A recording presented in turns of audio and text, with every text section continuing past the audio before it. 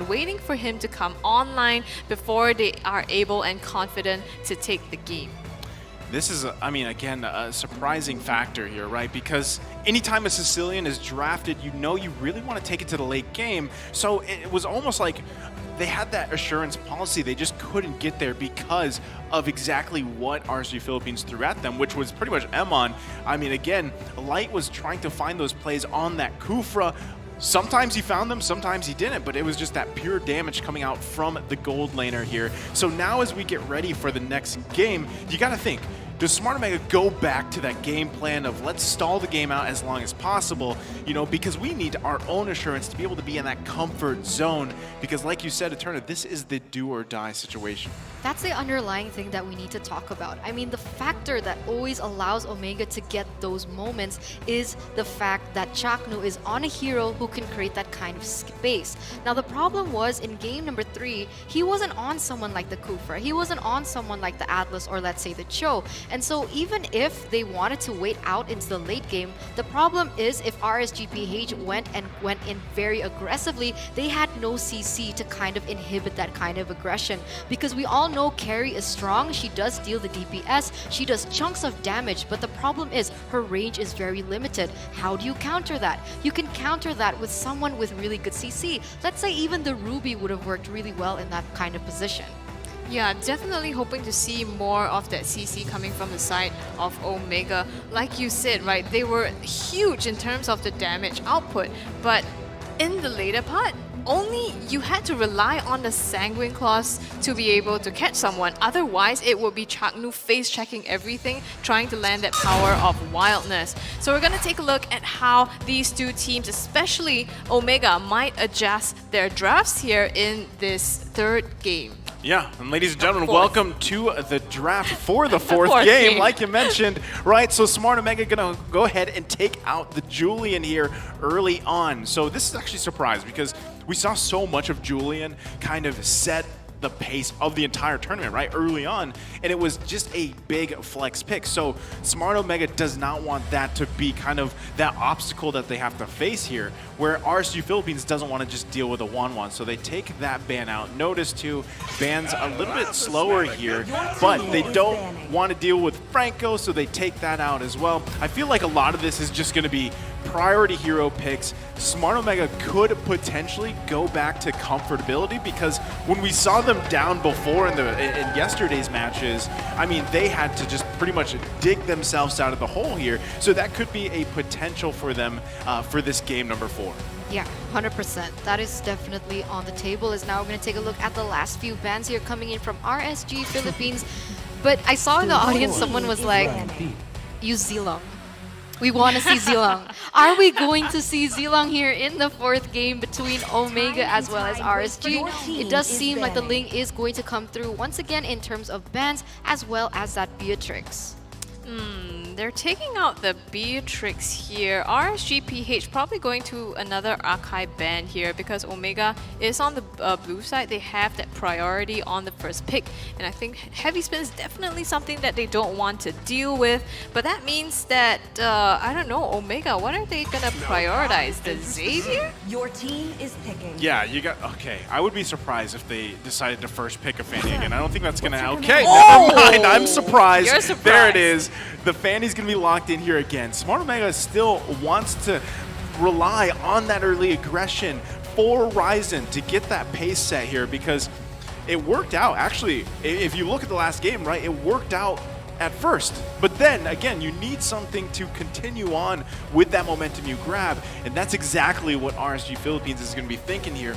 How, again, do we draft? How do we counter this Fanny pick? Still, great option could be Kufra. That's still open as well. Yeah, I think that would be a good counter to Omega's Fanny, but in the meantime, there you go.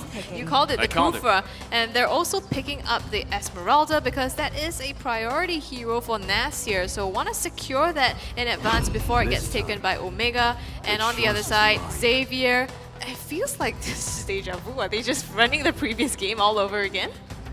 A little swaps, I guess. I think the Xavier was in the hands of RSG Philippines in the previous game and it's now been taken for the side of Omega because of that Kufra second pick from RSG. Now Omega with the last opportunity here in the first phase, to be honest, I really would like them to secure someone for Chaknu. Chaknu, I mean, again, how do you match up? I feel like, you know, you had the Hilda, you saw the Hilda previously. This is going to be the Masha locked in here, right? But what do you have? What do you do here for Smart Omega? You need to enable that play-making potential, right? Which a lot of people just look at Chaknu to be that person. So could this be the time where he is a little bit more in that shot-calling aggressive position on a hero to find those plays here? Because hey, he knows how to play against a Kufra, that's for sure, but RSG Philippines, this time, it is a little swapperoo here. They take the Sicilian this time. Man, Valentina's just been like ignored for this game. Oh, that's true. I mean, well, there's also not a lot of huge ultimates. I mean, usually you want the big, you know, booyah, real world manipulation kind of ultimates, but yeah, you can steal the bad space here. I guess that would be a good pick. It's probably gonna end up in the second phases of ban here, I expect. But Naisu, you were talking about Chaknu making the plays. The Cho is open.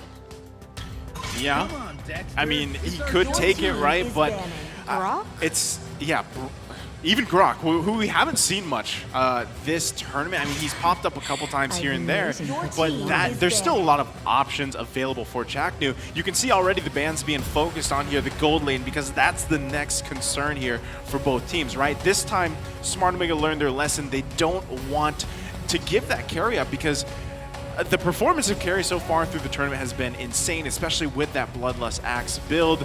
We've seen it and even having the sprint, so it's really hard to deal against that, especially when people really favor those tanks in the current meta. Oh, okay, but it is going to be double gold lane bans here for the side of RSG, really respecting the capacity that Kelra can have in game, but man, that gold lane is going to be super limited for both teams. I was just looking at that, right? There are 5 bans now. They are limiting their options on both, like for themselves and for the enemy team as well. So let's look at the gold lane, right? Since we're on this topic, there is Clint left open. Brody is left open, but Popo and Koopa is also left open. Aside from that, I mean, are we missing anything out? It's not too many. Oh, there it is. Grok. Called it, Naisu? No, Eterna called it. Oh, Eterna called it. Oh, yeah. That's the 200 IQ drafting coming out from Eterna here. And a good choice, actually. So, I mean, again, this is why they wanted to take out that carry, because you know, they want to take the Grok. They don't want to deal with all that shredding capabilities coming out from carry. So they force RSG Philippines to respond around that. They have one more pick here to really round out this draft. It honestly looks very good. So we'll see what they decide to put in the hands of Kelra in just a couple seconds. And there you go. It's going to be the Clint. Very bursty. The win percentage doesn't do it justice, right? Because I mean, Clint is a great choice here for the gold lane, especially paired up with what they have already. There's the response. Okay, the Popol and Koopa does get picked up to round out the composition coming in from RSG Philippines as well. But what I wanted to see, honestly, for the side of Omega, I wanted to see a Yuzong in that gold lane.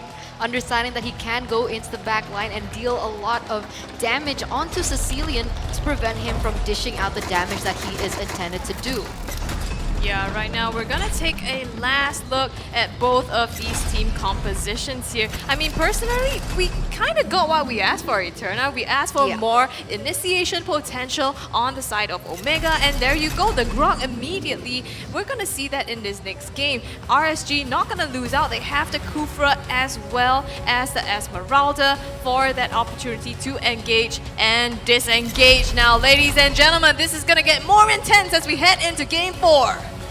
Welcome to the land of Dawn. Game number 4 here. Match point for RSG Philippines. Cheer for whatever team you're rooting for, because at the end of the day, Philippines is looking for that grand final spot. Chaknu already taking some early damage. Yeah, this is surprising. I mean, initially we always think that Aqua shouldn't be dealing out the damage we want him to because it is very earlier on in the game. And usually because of that happening, it does seem like it should be Omega, but what? Light? Oh, they're actually going to force Kelra already to flicker. They're going to focus him down. He grabs the kill here. Ryzen now looking for Light, but so far, 1-for-1 trade. Ryzen not going to be able to get Light here. Yeah, it doesn't, I think, have enough damage or the energy for it to pull that off. So we're gonna give that up here, but you can see Light still hanging around Changnu in the mid lane though, putting some damage onto Demon Kite, and Aqua responds in kind. Still decides to stay here to contest for the Lethal Wanderer. Very, very messy early game. I mean, very over-aggressive coming in from both teams. I do think that they both understand the importance of the gold lane, and they're trying to pressure it in the same way. So coming into the later stages of the game, let's see for some more mirroring movements. Let's say play for those lanes in that bottom side, understanding that's where the next turtle is going to spawn. Yeah, and so going back to that first blood kill, right, goes in the hands of Kelra here. This is, again, best case scenario for any type of gold laner. If you can get those early kills, it will really help you scale very well. Again, this is a Clint, doesn't have the best win rate, but the damage can be there. Also, Emon, I mean, we haven't seen much Popol and Koopa, but it can work. Also gives you an extra health bar on the map to kind of block things or just be in the way, but also the pressure there too, because most likely, I mean, a lot of people, they kind of underestimate that damage coming out from Popol and Koopa, especially if they take in that early BOD with the Weapon Master. But now, Turtle going to be the focus here. Demon Kite going to push them back, but it's going to be secured by Ryzen. Nice Turtle pickup here. Has to retreat. There's Chaknu with the Wild Charge, plus the Dawning Light. Going to force RSG back here. Amazing Mystic Fields there coming in from E2 Max, and compared as well with the Dawning Light was huge. It allowed the side of Omega to actually escape that situation with 0 casualties and actually coming out on top. But what is quite interesting is that the side of RSG is actually leading in gold. I wonder why this is.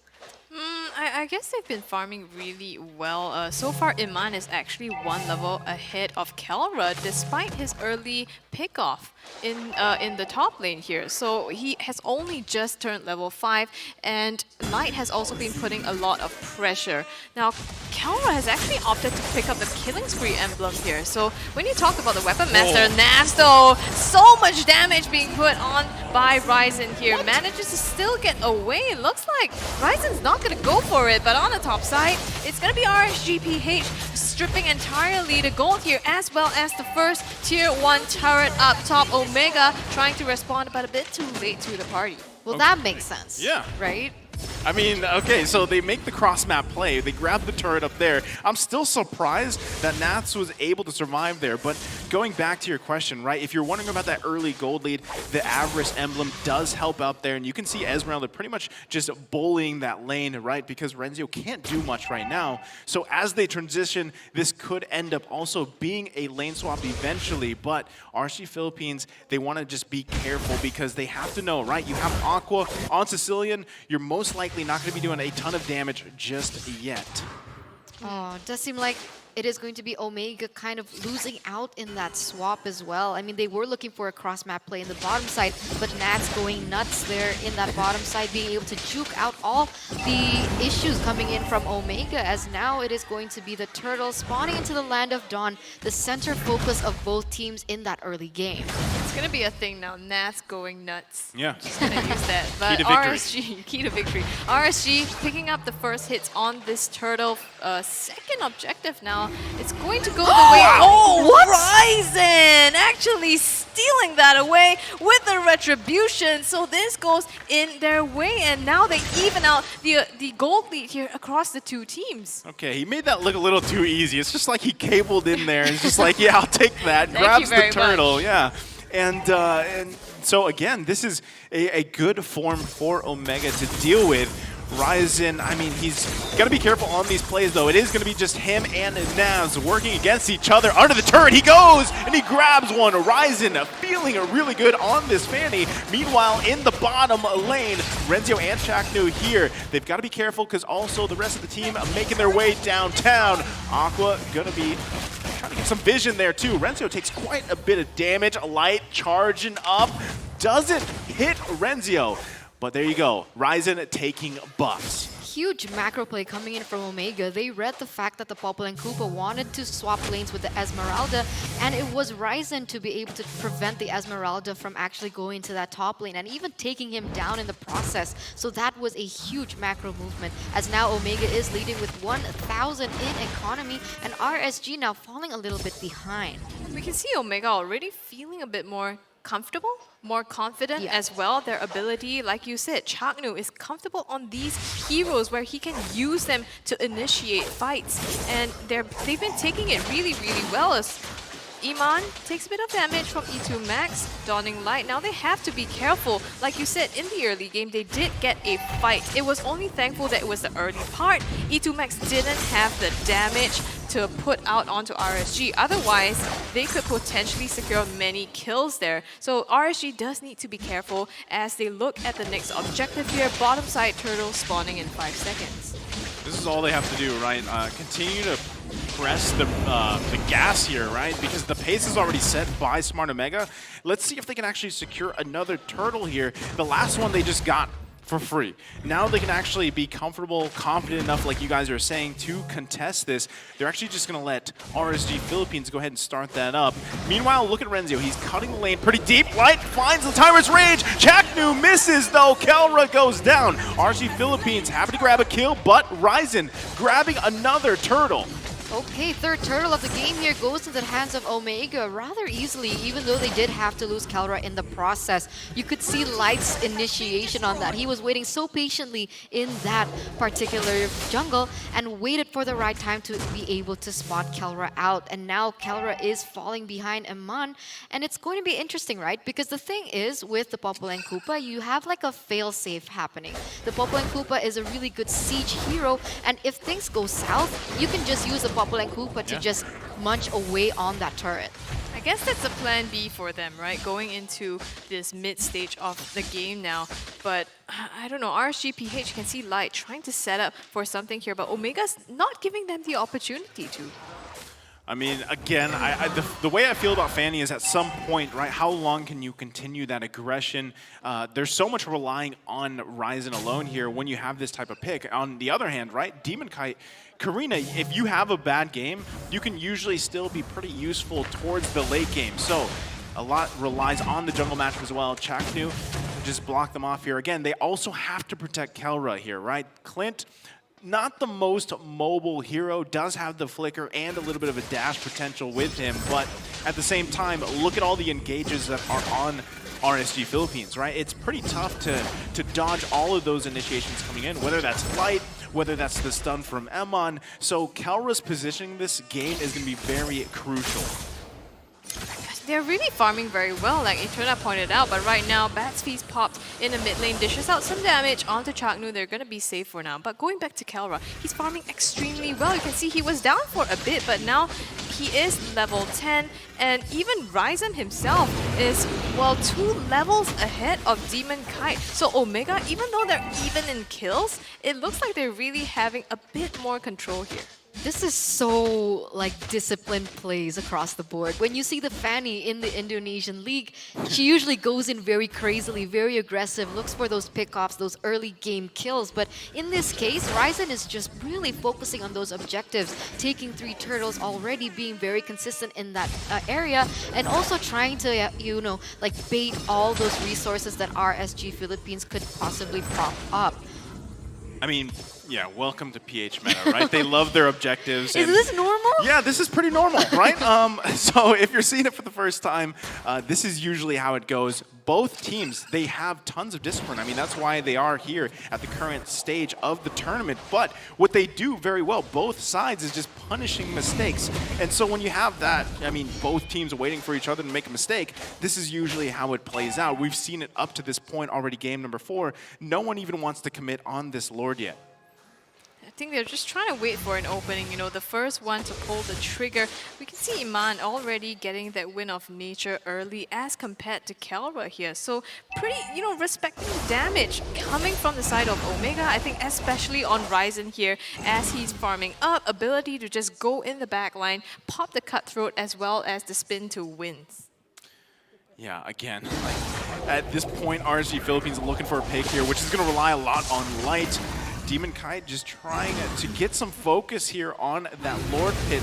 He wants to see actually if he can just freely take this or force a response from Smart Omega. So again, they can try to punish them, but also they're holding on maybe one hit on that bottom turret. So Smart Omega might want to look for some more turrets on the map to open it up, especially those tier 1s. Because again, you could see no one committing just yet. They just want to grab the vision, the space around the next big objectives. And as the game goes on, Etu Max is going to have a lot lower cooldowns. You can already see they finally grabbed that turret that RSG Philippines was holding on to for so long. I would have thought that Omega wanted to just go for that Lord because they had the man advantage. The problem is the Masha just keeps on pushing the waves in the top side and the bottom side, really forcing Nas to go into different lanes, and that actually gives them a man advantage if they want to contest for this next objective. But now it is going to be a 4v5 situation. Will the Fanny be able to get back in time? I mean, Ryzen doing this. Notice what's happening, right? Like you just mentioned, Eterna, the split pushing happening is that's the case for two different players on Smart Omega, right? Ryzen is doing that to the top lane. That turret will most likely go down. This is what I was saying, right? Continue to find turrets, get the space, force some pressure, and this might open up a Lord take if they can continue that on, because Renzio's doing that too, and he finds Demon Kite. This could be the green light for them to just take that Lord, and what discipline showing here from Smart Omega.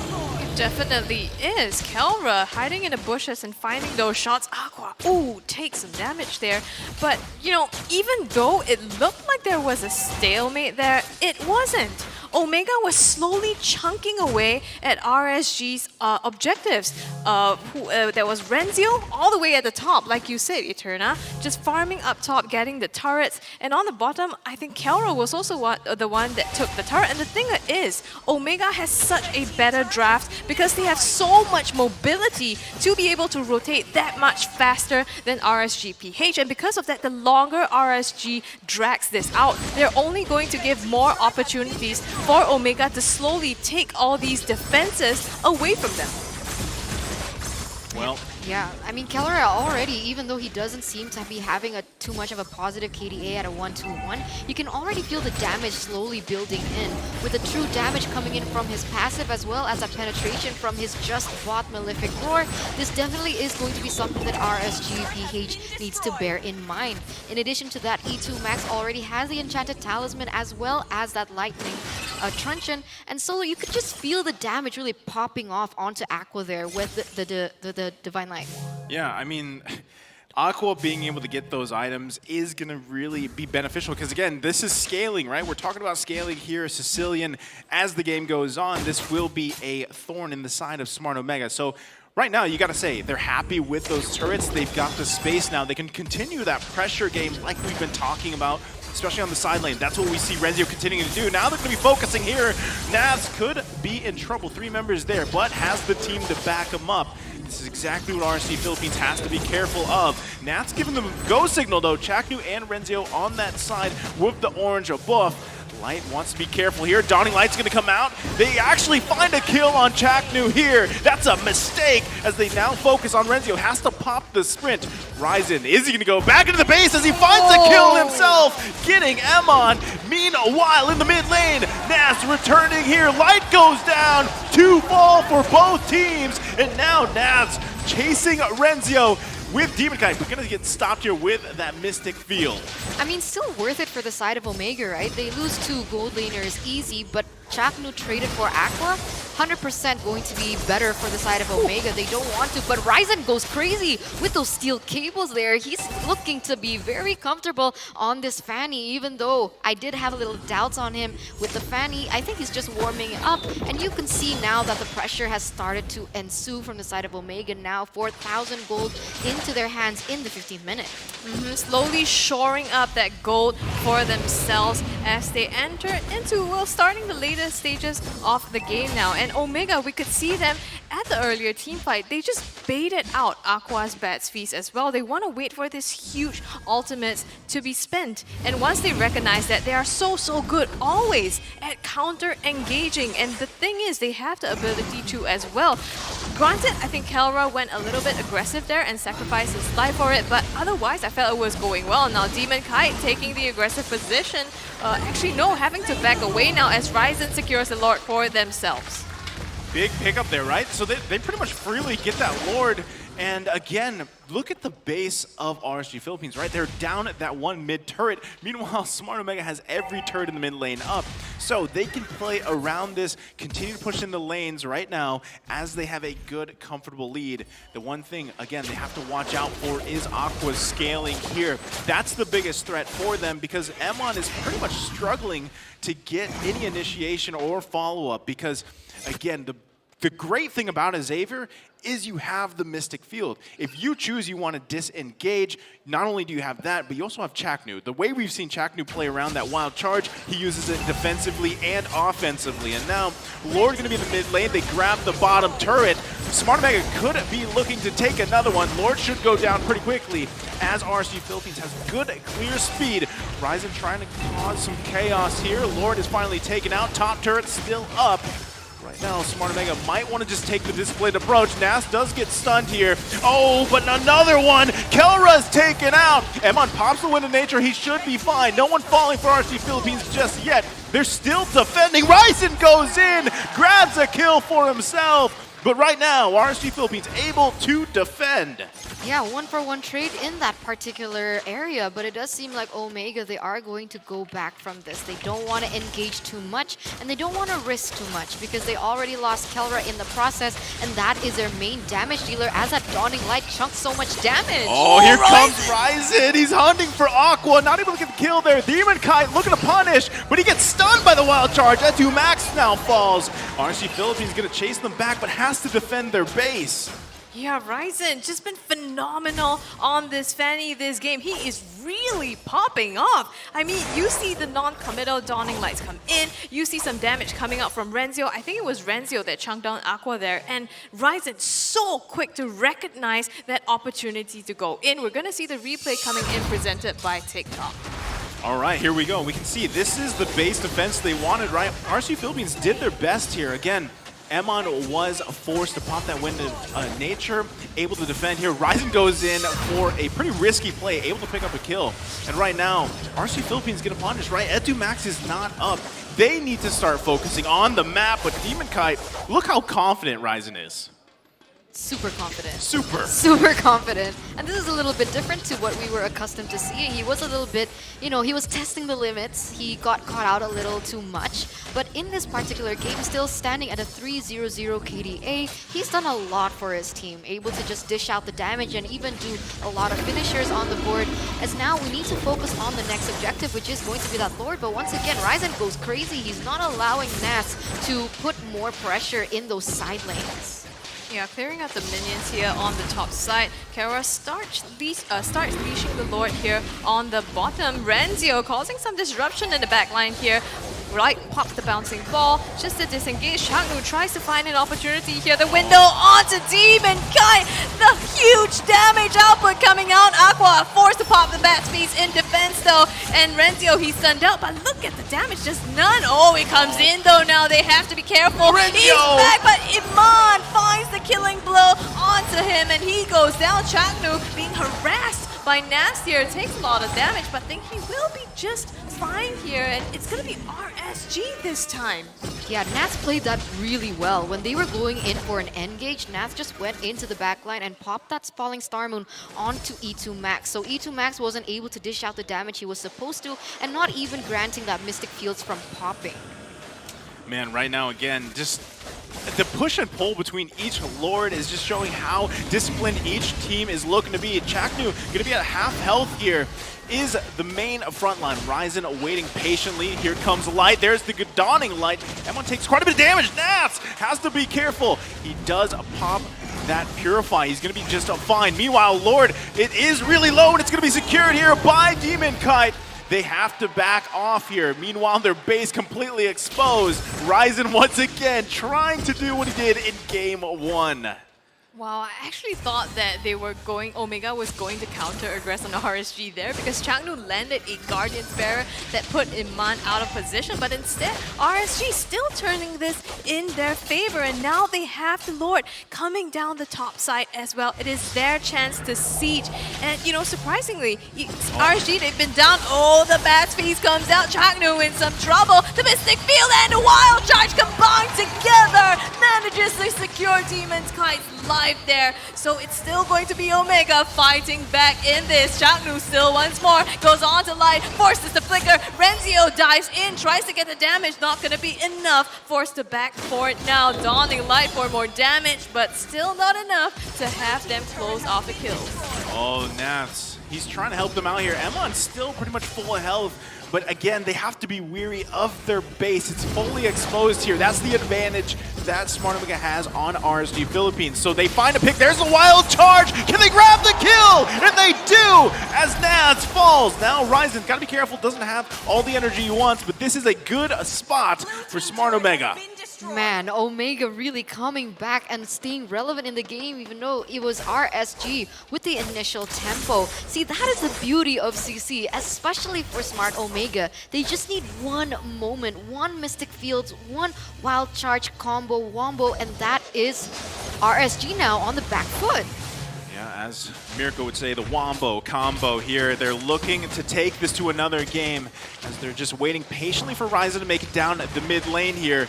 RSG Philippines has to be able to defend. They do have great clear. It could be down to a Chak Mamba moment. There's the wild charge. Gets the knockup though on Light. Dawning Light comes out too. Aqua's in trouble. Gets to the fountain just in time. Minions now making their way down to mid lane. They're taking quite a bit of damage. There's the Mystic Field. Light falls. Kelra grabs a kill. Can they lock on the Crystal? They do. And the Kings of S.E.A. take it to game number 5. Forcing a 5th game in this best of 5. We're going all the way here for both Filipino representatives as both refuse to get kicked out of this tournament.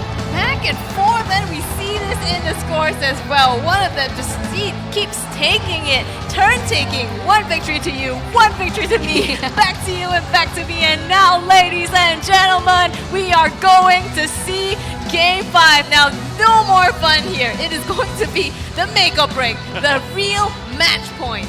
There we go again. And would you have it any other way? You know, take it the distance. I know everybody rooting for these teams here would love to see it go to the game 5. So now we are going to be seeing that happen after, we kind of digest that game because a lot happened there. And again, I hope they highlight Ryzen because he's been forcing this fanny pick time after time. Sometimes it's worked great for him. He's fallen back, but this one, this game, it didn't happen for him at all. I mean, he had the momentum and he continued on with it. Whether that damage kind of fell off a little bit for him, but he just went to the side lanes and it ended up working out so well. So we're going to have the analysts, of course, Leo and LaFell, break this game down for us because it was a heated one. So boys, take it away. Thank you so much, Joseph. We are men here.